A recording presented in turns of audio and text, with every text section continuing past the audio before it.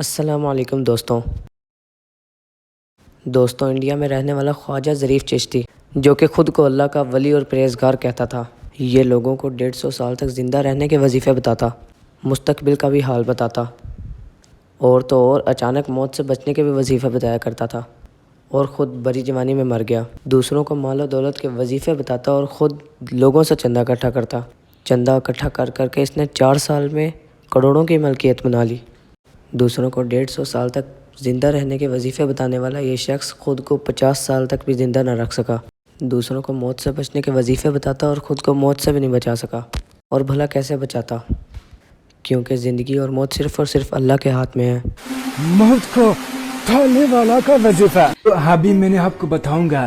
150 سال تک آپ زندہ رہو گے۔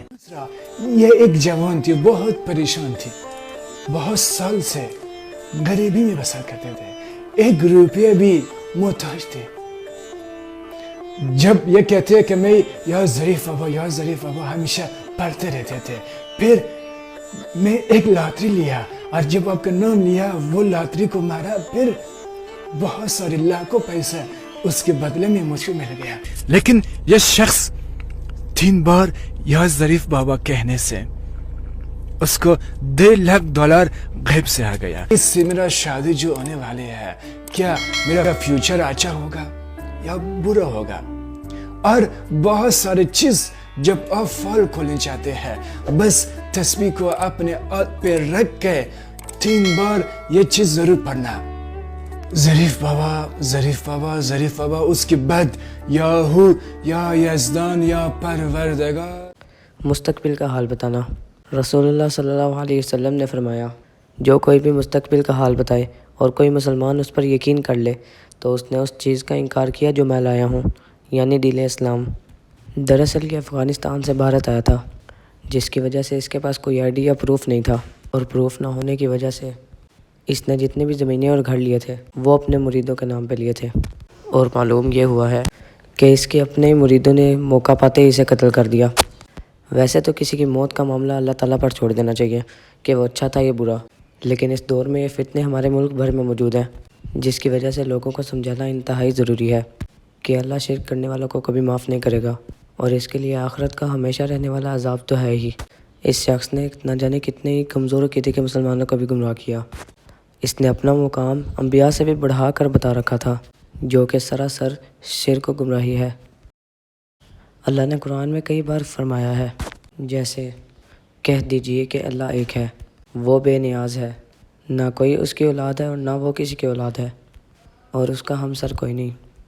ہمیں قرآن و حدیث پڑھنی چاہیے اور ان پر عمل کرنا چاہیے، کیونکہ حضرت محمد صلی اللہ علیہ وسلم ہمارے بیچ صرف 2 ہی چیزیں چھوڑ کے گئے، حدیث اور قرآن، اور ان پر غور کرنے سے، ان کو سمجھنے سے اور ان پر عمل کرنے سے ہی ہم ایسے فتنوں سے اور شرک سے بچ سکتے ہیں۔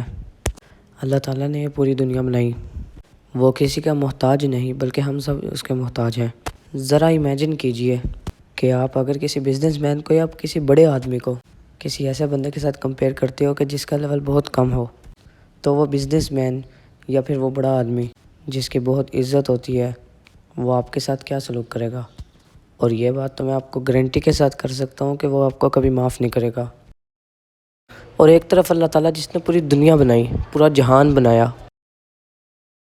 یہ سورج، یہ چاند، ستارے، آسمان، زمین، دنیا، کائنات، جہان، سب کچھ، ان سب کا خالق، ہمارا خالق، اور تو اور اس دنیا میں کتنی اور مخلوقات بنائی اس نے، پھر بھلا ہم کیسے اس ذات کے ساتھ کسی کو شریک ٹھہرا سکتے ہیں جو ذات ہے صرف اور صرف اللہ کی؟